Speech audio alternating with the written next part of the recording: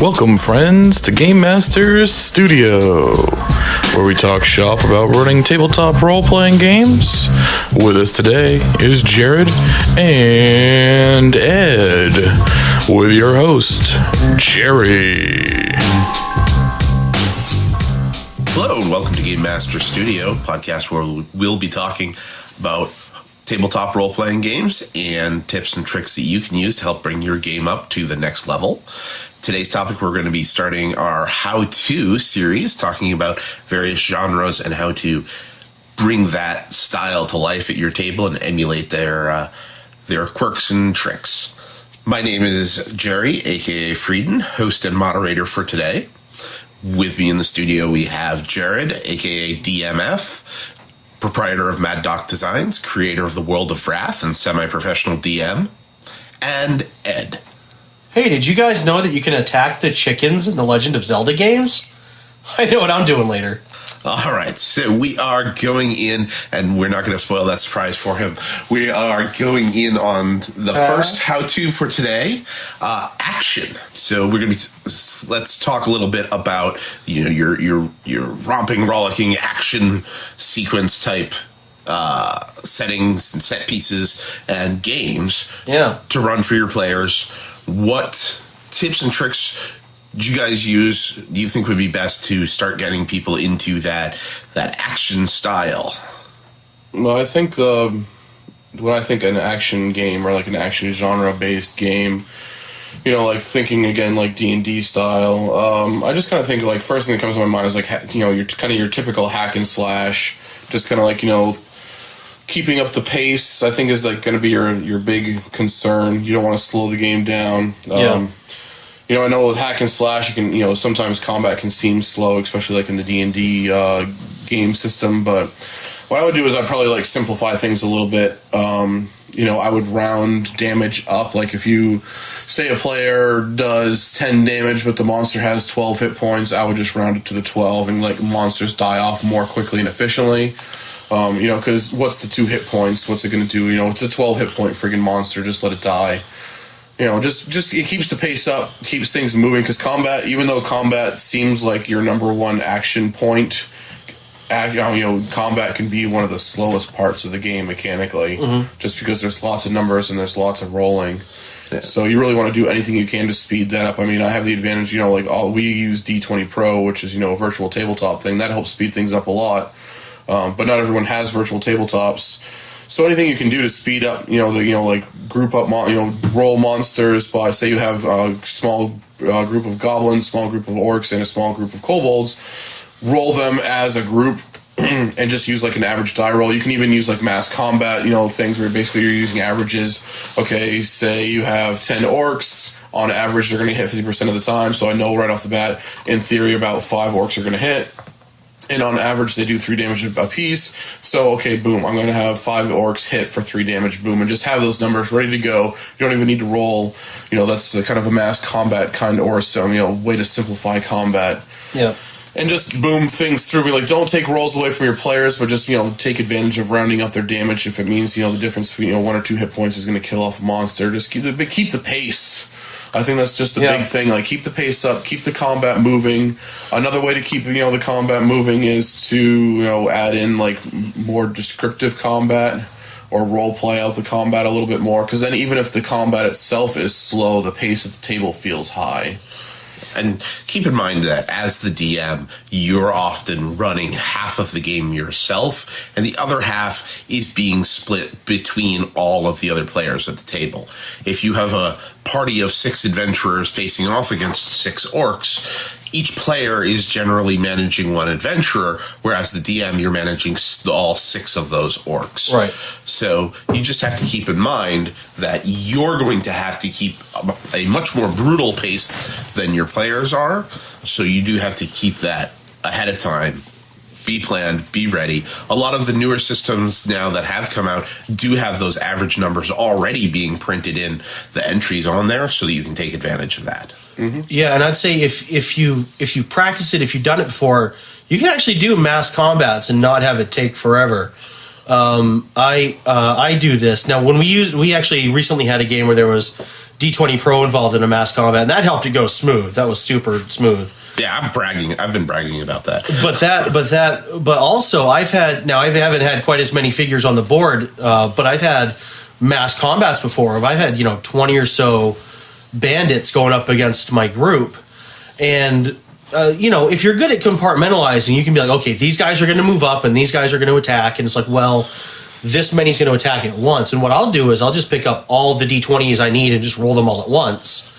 And they're all bandits, so they all have like a +4 or 5 to hit. So, I know, okay, well, against this guy, it's a 16 AC, so anything 12 or less misses, D6 +3 for anything that hits.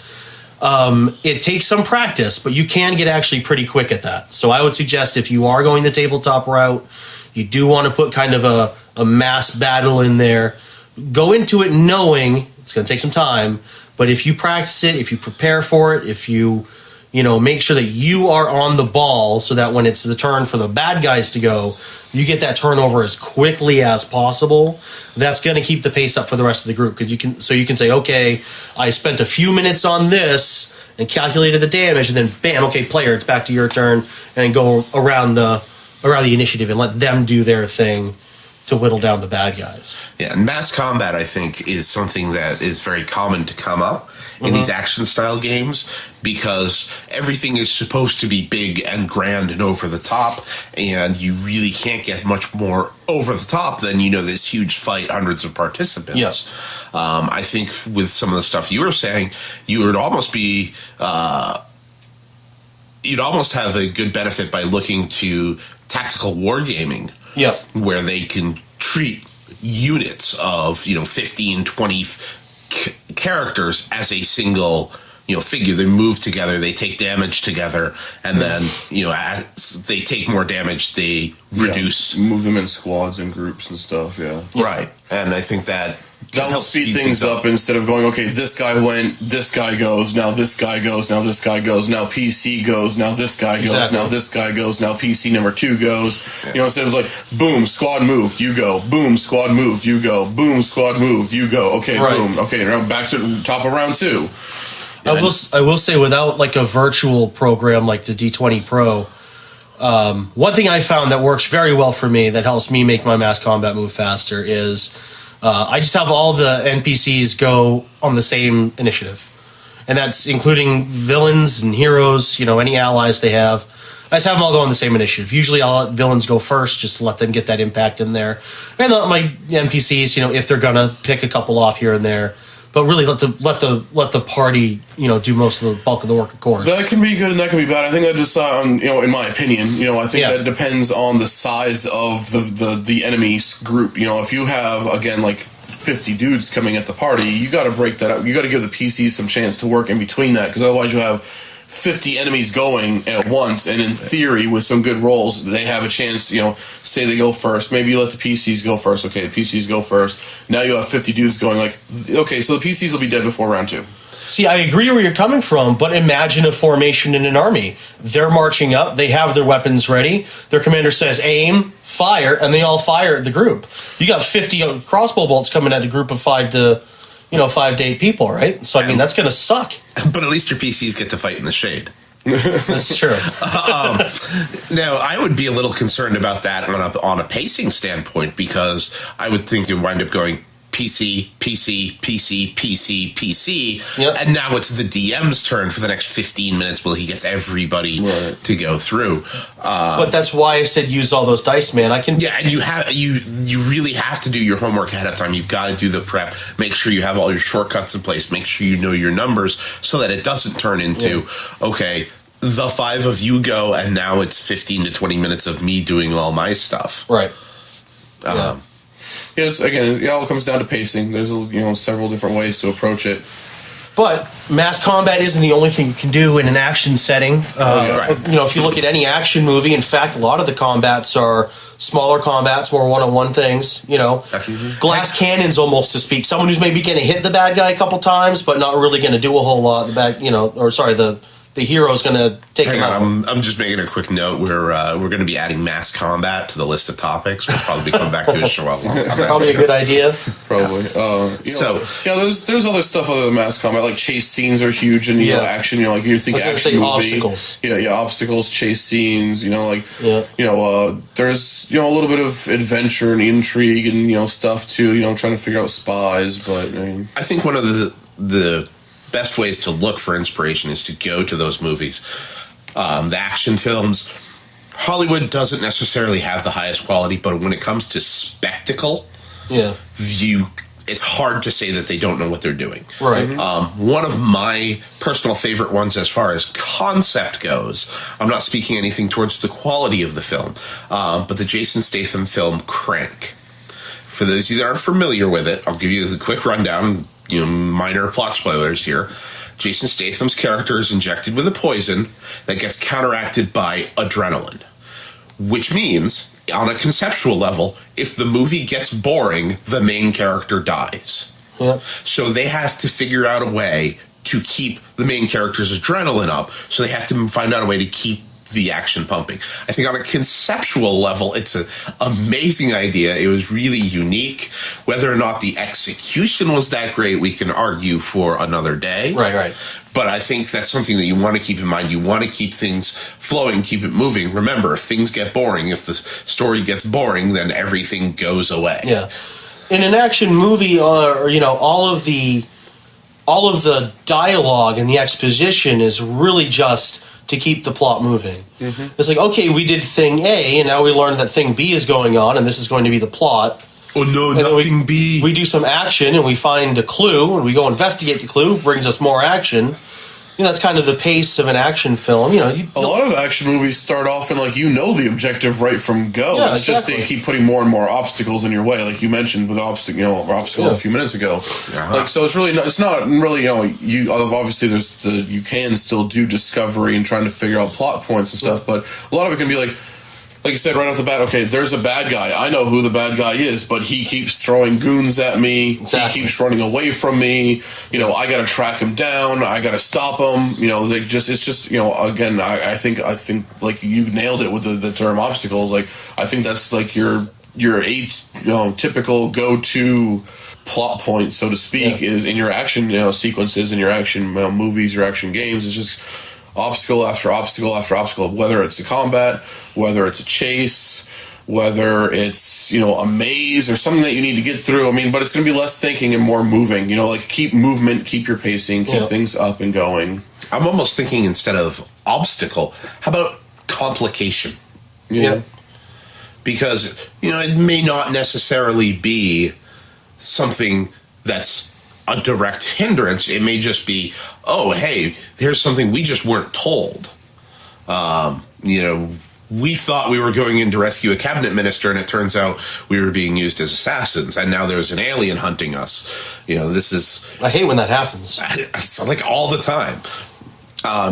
Things change the parameters, but don't necessarily be a direct obstruction to the believed goal. Exactly. Yeah, I don't necessarily think that replaces it, but definitely works in conjunction with it. Because, it's the whole, I'm after villain A and he sends a bunch of henchmen at me, that's not really an unforeseen complication so much as, a direct obstacle that's being put my way.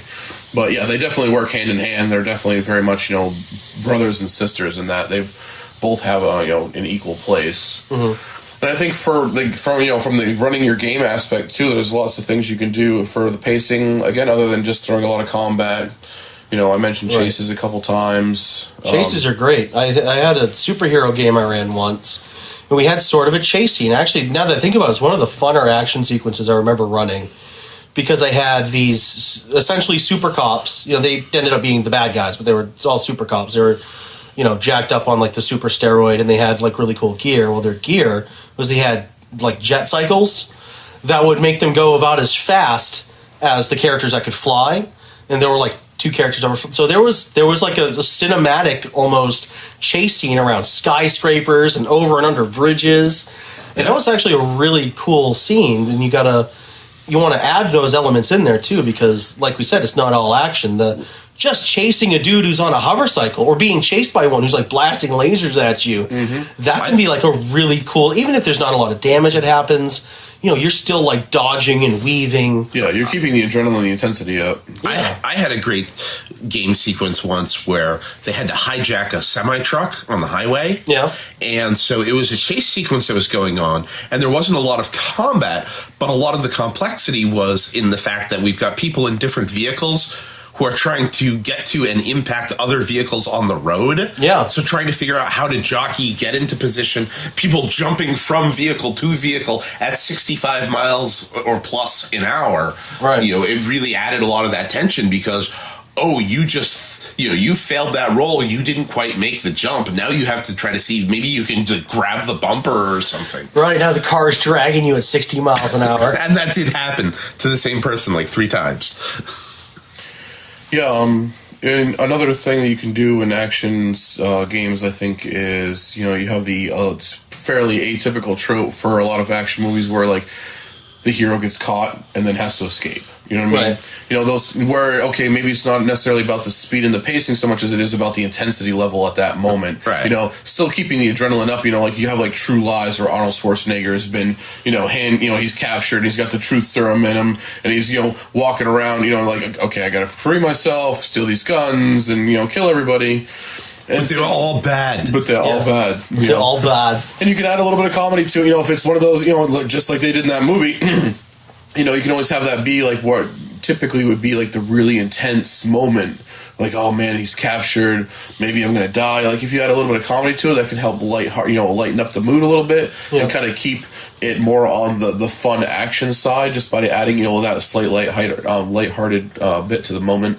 And that also adds a nice bit of contrast. Like, on the one hand, like, this guy is in serious trouble. He could die at any second. But he's been hopped up on these drugs, so it makes it even funnier that, he's not in full control of his facilities at a time when if he's not in full control of his facilities, he could die. Yeah. Yeah.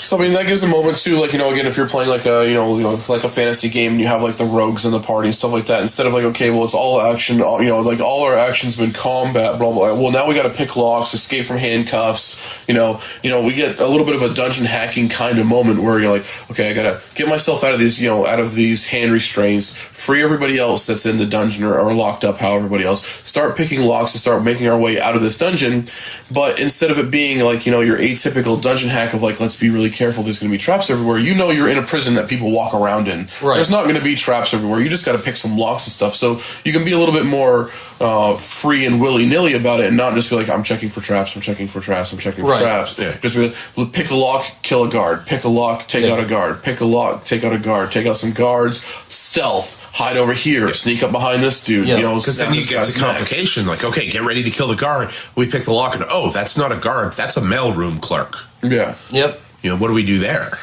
So, that mixes it up a little bit, it can give you a second where you have a little bit of downtime, but things are still happening, but you can still keep that intensity up, and you can offer some opportunities for other people in the party other than just your fighter with his big axe. Again, back to the combat topic, like I touched on for a minute earlier, another way to keep your pacing up, I think, would be, again, if you're not worried about the mechanics side of it, is to just like really have your players talk out what they're doing, role play it out. Like, okay, I'm going to take, and I've talked about this in other episodes, I swing my mighty axe and I cleave the goblin in two. I take, before his cleaved torso hits the ground, I'm gonna, do like a front kick and kick it into another goblin and just really have fun with it. I mean, if you're going for like an over the top kind of hack and slash action kind of game, just give a lot of liberties. I'm like, okay, you rolled really high on your damage. I'm going to let you actually cleave this goblin in two. You have a second attack. Mechanically, you kick this goblin's torso into the other goblin. I'm going to do that as like an improvised weapon. He takes 4 points of bludgeoning damage, and you knock down the goblin behind him. And people are like, "Dude, that was freaking awesome." Yeah, like that was fun. Like I had fun on my turn. Yeah. what can you do? Then all of a sudden you have this little, not necessarily a competition, but like everyone else is like, well, if he got to do that kind of thing, what can I do? Right. What can I do? Hey, can I shoot a magic missile? But instead of targeting the goblin, can I target the stalactite that's hanging over the goblin's head in this cave and have the thing fall down and impale the goblin? Hell yes, you can. Yeah. I encourage you to do that. I agree with that. I'd say be for action sort of deals, be very liberal with character ideas. Yeah, and I know that there are some games that take that concept and make it into a mechanic. Yeah. Specifically, the two that pop into mind are Exalted has the bonuses for stunts, and a little lesser known, but it's called Feng Shui, and it's about Hong Kong action films and the martial arts. And the game system itself really encourages players to be really descriptive to fit that thematic of the high-flying action sequence. Yeah. Yeah, I would say definitely don't in any way, shape, or form penalize your players for trying to do anything cool or out of sight of the box. Not during this type of game, anyways. I mean, if you want to, some games, D&D can be one of those games, especially in the past, a little less so in 5th edition, whereas it kind of really punished your players for wanting to do cool stuff. Oh, you want to jump off the branch and land on another branch? Okay, well, roll 37 d20s for acrobatics and balance and this, that, and the other thing. When really, you should be like, no, dude, that's awesome. That's the kind of thing that your character should be doing. You're this awesome stealthy rogue dude, like jump from branch to branch to branch. Like, all right, just make a generic, athletics check, DC 12, whatever. It's not that complicated for you. All right, boom. Okay, yeah, you can run branch to branch all day long. Or you have a fighter in the middle of the fight, and like, oh, the hobgoblin leers at you. Well, I want to deck him in the face. I just want to punch him with my offhand. Mm-hmm. And some of these older editions were like, okay, well, you're making an unarmed strike, so that counts as your regular attack, and you're not proficient, so you're going to provoke an attack of opportunity, so you're being penalized for doing that, or you should just be able to do as a flavor, like he leers at you, I'm like, okay, I'm going to punch him. Okay, you punch him, and he spits out blood and glares and, goes at it, and you don't even have to make it a mechanical thing. Don't make a roll, don't do damage, just say, you get him, he gets all pissed, and you guys go at it, you know? Yeah, absolutely. Like, what does it really, all you're doing is bringing flavor to your game. You're not ruining it. You're not hindering yourself as a DM or GM. Like, you're bringing fun to the game, and the more fun that your players have, the more they're going to remember your games, the more they're going to want to play with you. I mean, it all works to your advantage. It sounds a little elitist, but after we started doing this in our own groups, like looking at other people's groups and, listening to how they do, and they talk about stuff, and they talk about how cool it was that they rolled a natural 20, and then I rolled a lot of damage, so I hurt him really badly, as opposed to, my story of when, I came in and I caught the guy in the stomach with my warhammer and launched him off the balcony, and he crashed to the ground below through the table, and everybody looked up, and yelled a challenge down at them, and they started rushing for the stairs, and I rushed to the stairs to get to the choke point first, and all this, and telling this whole epic story without mentioning a single number or roll. Mm-hmm. Yeah. It's just it's just feels more fun rather than just talking about numbers and rolls. Yeah. It does sound elitist. But Jerk. I'm kidding. No, I see what you're saying.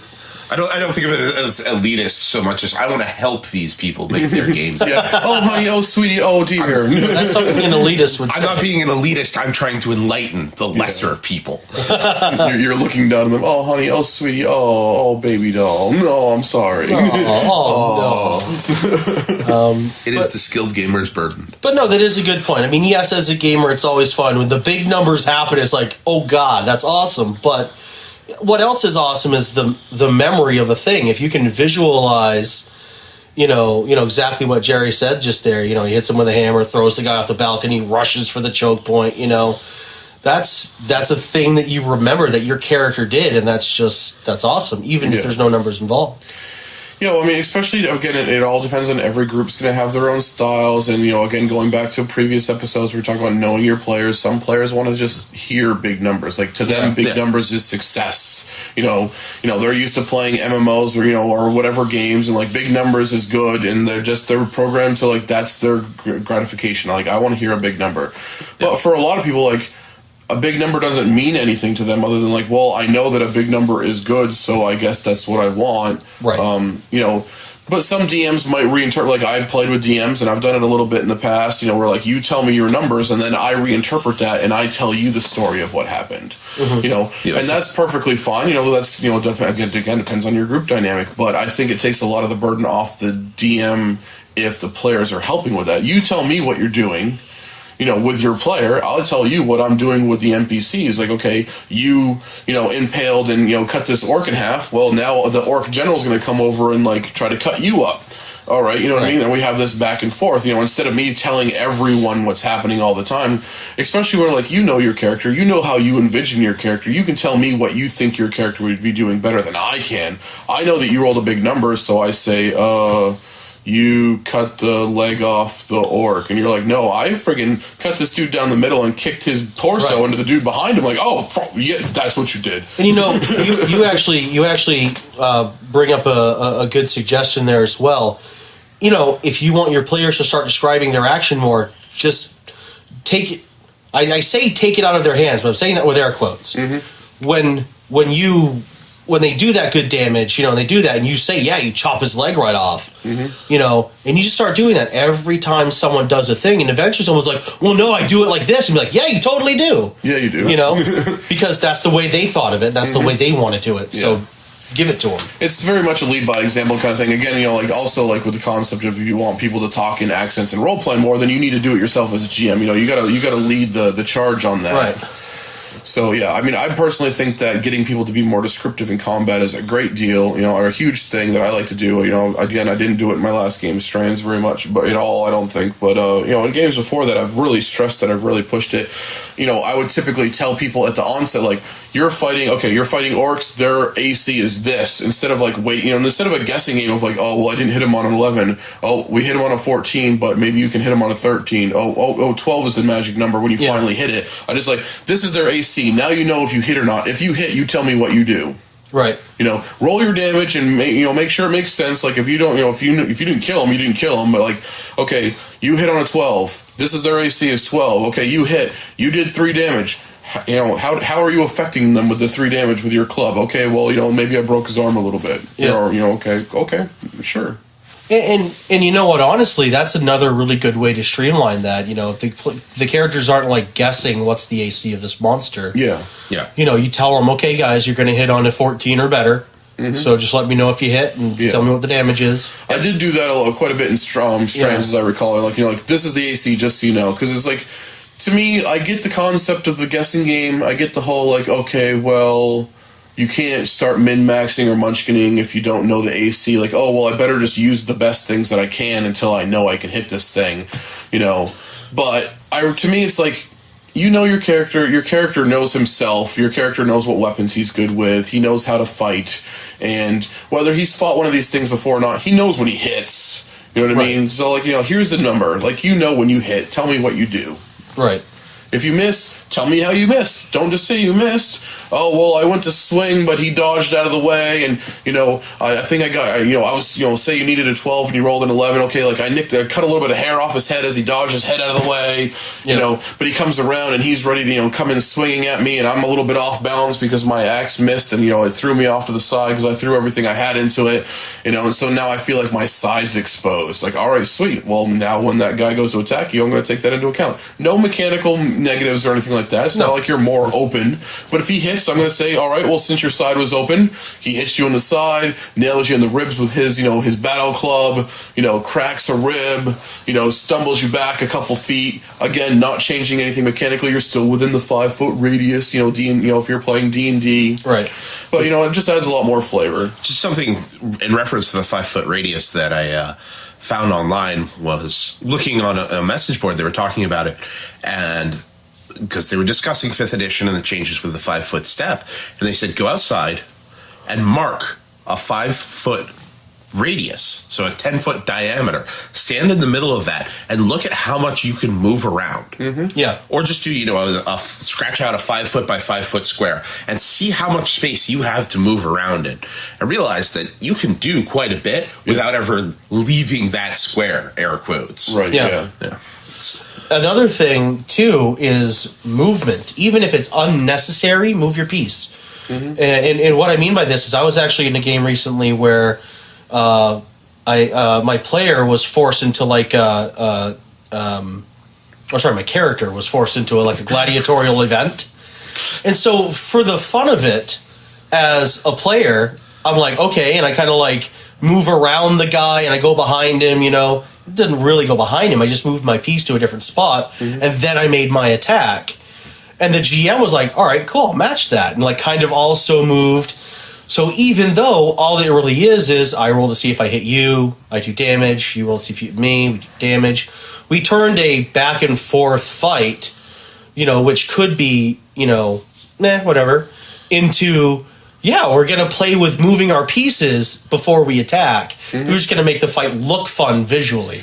Yeah, and that's a huge advantage, like, again, going back to Dungeons & Dragons 5th edition, why I'm a huge fan of that edition, too, is they freed up the movement in that system so much. I love it. In 3.5, it was move and attack or attack and move, and that was it. Unless you had the spring attack feat chain, you weren't moving, attacking, and moving, you know what I mean? Right. But in 5th edition, as long as you can only move up to your total movement, you can move 5 feet, attack, move 5 feet, attack, move 5 feet, attack, move 10 feet attack. If you're like a 17th level fighter with 4 attacks and you have a 30-foot movement, you can move 5 feet attack, move 5 feet attack, move 10 feet attack, move 10 feet attack. You're moving 30 feet and attacking 4 times.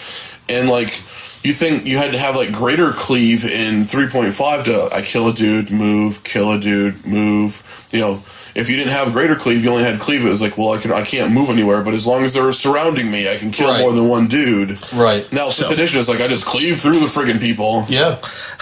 Back to the actual genre discussion. But while we're talking about combat, this was something else that I thought should be brought up for the action genre, is your antagonists, which we spoke about earlier, should be a very black and white distinction between the antagonist and the protagonist. Yeah. Right. Don't bother getting into the nuances of the shades of gray. Let your villains be villains. Yep. Don't worry about bogging it down in the moral ambiguities of, am I shooting the right person in the face? Right. For straight up action, definitely. I mean, look at any real like action flick, ever. You look into the 80s, some of the best action movies ever made, we're in kind of that time frame. The villains were very clear cut. Mm-hmm. You knew who the hero was. You knew who the villains were. I mean, they could be deep, complex, charismatic. Sure specifically, I'm thinking of Hans Gruber from Die Hard. He's a very interesting, very deep, very nuanced character. Yeah, but clearly the villain. Yeah, and with Die Hard, they made the like you said, they had the one twist was that they're not actually terrorists. They're just using the FBI procedures to actually get what they want, which is to steal things. Mm-hmm. And, it turns out they were just robbing the place, which is a fun little twist. And I actually use Die Hard. I kind of think mathematically, like, okay, if I'm going to run a solo game and I'm going to have a John McClane go through a tower of bad guys, one of the things I'll do to keep things action-y is think of hit points. How many hit points does McClane have? Well, maybe he's only got 80 hit points. So I don't want to do more than 80 hit points, throughout most of the game. So when I have, like, the guys that he first faces come after him, I'm going to make sure they're only doing, like, 5 or 6 hit points at a time. There's going to be, like, 12 of them, and he's going to, like, one-shot most of them. There might be an obstacle here or there. A table he has to crawl under before he can hit the guy, or stairs he's going to fall down. There's going to be other areas that could damage him, but you kind of want to almost know, like I guess, divide up all of his hit points into your different bad guys, and then the big bad is the one who's like he's going to do like a third of his hit points. Mm-hmm. And I think you also, for emulating the action genre, is there should be healing that's not your traditional healing. Yeah. Just the character being able to stop, take a breath, grab a drink of water, pull the glass out of his feet, let the character in game mechanically recover some hit points. Right. That way it doesn't feel like it's becoming, okay, hit points are something I have to ration out, and if I lose too many on this battle, then I can't make it all the way to the end of the story. Yeah, there's some alternate mechanics on healing and stuff like that, and doing various systems. Like, again, I know 5th edition, pretty well, and there's a variant in DMG that has, like turning short rest from like your atypical like 1 hour to like a 5-minute short rest. Right. 4th edition did that. Yeah, so like the whole thing the whole concept is to make it so your PCs can be more quote unquote heroic. Right. By making it so they can rest quicker and faster and recover faster, so they can handle more. Exactly. What action movie do you watch where the hero just like in the middle of going through the thing he's going through goes into a closet and waits for an hour? Yeah. Never. It's never going to happen. No, we have John McClane in the bathroom pulling glass out of his feet for 5 minutes, and then he goes on and kills some more dudes. Exactly. One trick that I did, and you can do this in your games, is think of like Diablo. They have mana potions. So if you have spellcasters, maybe you're running a game where there's point-based spell casting, so you only have such a pool that you can do. Give them a potion or something that replenishes some of their magic.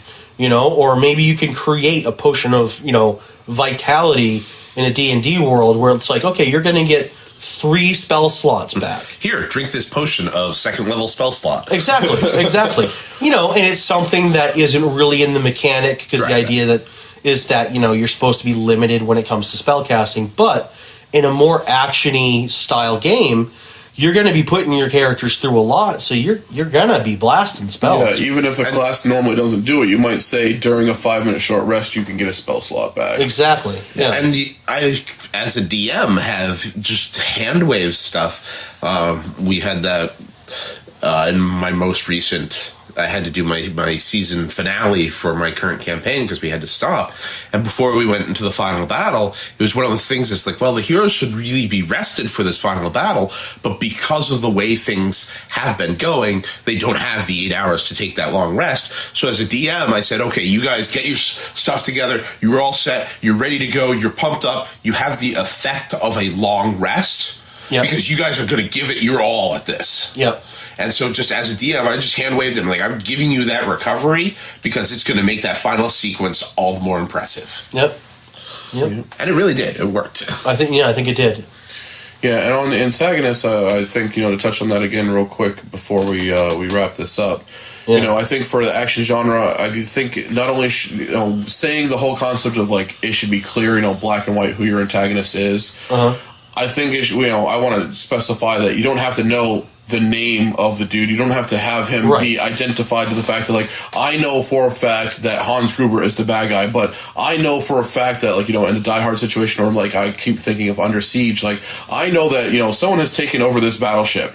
You know what I mean? I might not know what he looks like. I might not know his name, but I know that there are terrorists on this, this ship. Yeah. And I know that I need to stop them. Like there's a very clear black and white. Like either you're, a captive that was on the ship and you're in the military, or you're a terrorist that's on the ship that's trying to take over the ship. Like black and white. I don't need to know your name. I don't need to know who you are or what you look like. I just, when I see you, I know. Right.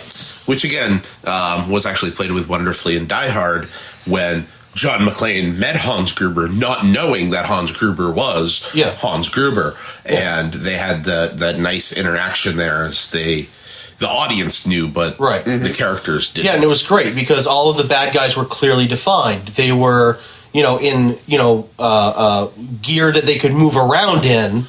They were basically in combat gear, not uniforms, but combat gear. They all had guns strapped to them. So every time he saw a bad guy, he knew what to look for. Hans Gruber showed up with no gun strapped to him and in a business suit. Yeah, in a suit. Yeah. So he clearly thought, oh, this guy's with the party, because he didn't know anybody in the tower. Yeah. So he's clearly this guy's with the party. And, of course, Hans was smart enough, talking in an American accent. Yeah. But McClane was smart enough to give him an unloaded gun. Yep. It's not loaded. What do you think, I'm stupid? Well, we are going to have to wrap this up. I do want to give one kind of last little piece to fit in that has worked for me as a DM tip that also kind of fits in with the whole continually referencing the Die Hard, and here with John McClane meeting Hans Gruber. One of the tips that was given to me that I like to use that I think is wonderful is actually regarding the betrayals, double crossings. It was told to me that there are 2 types of betrayals that you should use in a game.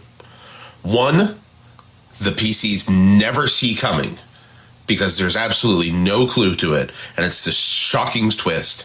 And the other one, they see coming a mile away and can't do anything to stop it. So you can use one of those, and it makes for a wonderful moment when it finally does happen. Sure does. All right, so we're going to wrap it up for today. We will see you next time that we're in the studio. In the meantime, you can feel free to contact us on our message boards, follow us on Twitter at GMS Studios, and of course, look us up on Facebook. Let us know if there's anything you'd like us to cover, or if you have any commentary on the shows today. We will do our best to respond to everybody, and we will see you next time we're here. Bye. Bye.